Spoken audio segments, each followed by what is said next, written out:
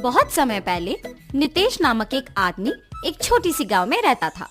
वो एक बहुत ही नेक और ईमानदार आदमी था। वो छोटी उम्र से ही अपने पिता की तरह मटके में कुल्फियां बना के उसके बाद उन पे रंगीले बर्फ भर के उन्हें बेचता था। कुल्फी, कुल्फी, मलाई कुल्फी, पिस्ता कुल्फी, बादाम कुल्फी, रोज कुल्फी, ले लो भाई ले लो। घर पे बनाए हुए ताजा कुल्फी, सिर्फ 5 रुपए में आपके मनपसंद कुल्फी। सभी बच्चे उसके जोर जोर से चिल्लाने पर, उसकी बात सुन के उसके बनाए हुए कुल्फी स्वादिष्ट रहने पर उन्हें खरीदते थे। ऐसे उसकी कुल्फी का व्यापार अच्छा चलता था। एक दिन जब नितेश कुल्फियां बेच रहा था, उसके पास एक बालक आता है।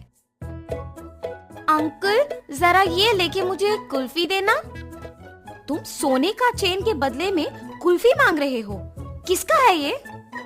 ये चेन मेरी माँ का है। उन्होंने मुझे कुल्फी खरीदने के लिए पैसे नहीं दिए, इसीलिए मैंने उनको बताए बिना ये चेन लेके आया हूँ। ये लेके मुझे कुल्फी दे दो। तुम्हारे माँ को बताए बिना ऐसे इतनी महंगी चेन लाना गलत है ना बेटा? ऐसे नहीं करते।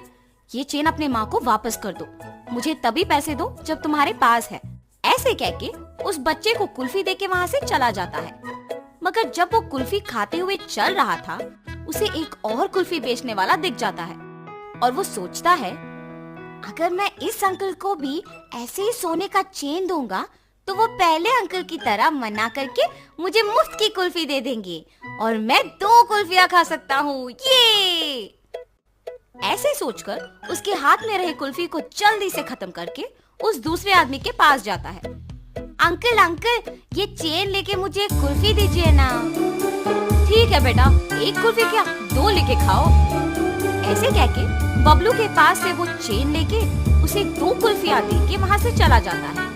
बबलू अपने दोनों हाथ में कुल्फियां देख खुश होके चेन के बारे में भूलकर खाते हुए वहाँ से घर चला जाता है। इतने में बबलू की माँ सोने का चेन ना दिखने पर घर पूरा ढूंढती है और तभी बबलू घर आता है। बबलू, क्या तुमने मेरा सोने का चेन देखा है बेटा? यहीं पे रखा था। अरे रे, 2 कुल्फियां मिलने की खुशी में मैं तो चेन के बारे में भूल गया ना। अब अगर मैं माँ को ये बताऊंगा तो मुझे पक्का डांटेगी। अब मैं माँ से क्या कहूँगा?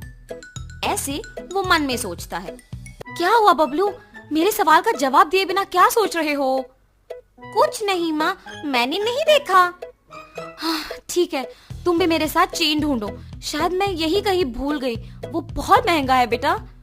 ठीक है माँ। और ऐसे बबलू उसके माँ के साथ चेन ढूंढने लग जाता है, जैसे उसे कुछ पता ही नहीं। बहुत समय बाद जब उसकी माँ ढूंढ ढूंढ के चेन ना मिलने पर थकान के मारे दुखी होके बैठ जाती है। बबलू उसके माँ को दुखी देख सोचता है, उस चेन के खो जाने पर ही माँ दुखी है। मैं माँ को दुखी नहीं देख सकता। चाहे कुछ भी हो जाए, मैं माँ को सच बता दूंगा। ऐसे अपने माँ के पास जाता है और कहता है, माँ, आपके डांटने के डर से मैं सच नहीं बता पाया। मैं कुछ नहीं कहूंगी बेटा, सच क्या है? माँ, आपने कुल्फी खरीदने के लिए पैसे नहीं दिए ना, तो मैंने आपके सोने के चेन लेके कुल्फी वाले को देकर उससे कुल्फी लिया। 5 रुपए की कुल्फी के बदले में तुमने इतना महंगा चेन दे दिया। ऐसे करना गलत है बबलू। ऐसे फिर कभी मत करना। उस कुल्फी वाले को पहचान सकोगे? हाँ माँ, पहचान पाऊंगा।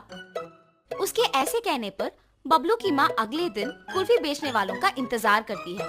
ऐसे दोपहर के समय में नितेश जब उस तरफ आता है तो बबलू की माँ उसके पास जाके कहती है, क्या तुम कल भी यहाँ आके कुल्फी बेचे? जी हाँ। आप ऐसे क्यों पूछ रहे हो? बच्चा अगर भोलेपन में आके तुम्हें एक महंगी चेन के बदले में कुल्फी मांगेगा तो ले लोगे क्या? हाँ, ये आप क्या कह रहे हो? मुझे कुछ नहीं समझ आ रहा। तुम कुछ मत कहो, मेरी ही बेटी की गलती है, इसीलिए मैं कुछ नहीं कह रही हूँ। बस मुझे मेरा चेन दे दो और मैं चली जाऊंगी। मैडम, मैंने वो चेन नहीं लिया। मैंने उस बच्चे को कहा भी कि वो चेन उसके घर में वापस लौटा दे। उसने आपको आके नहीं दिया। चेन देना ना पड़े इसलिए झूठ बोल रहे हो तुम।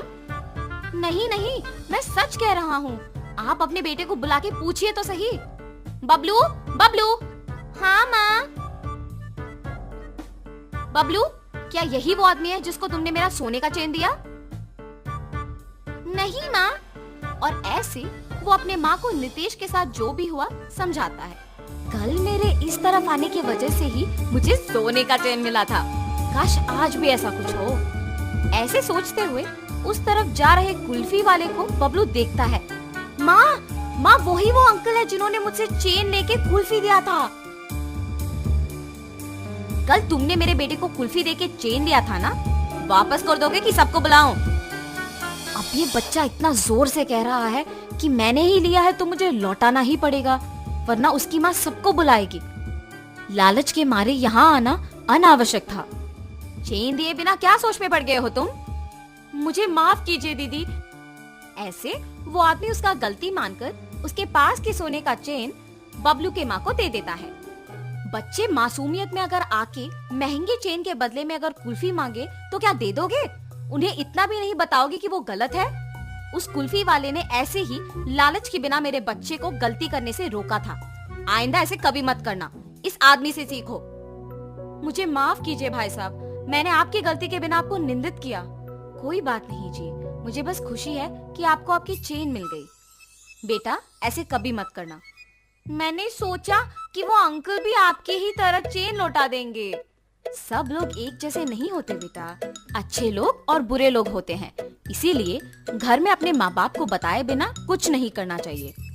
आगे से ऐसे नहीं करूँगा अंकल। ऐसे कहकर खुशी से अपने माँ के साथ वहाँ से चला जाता है।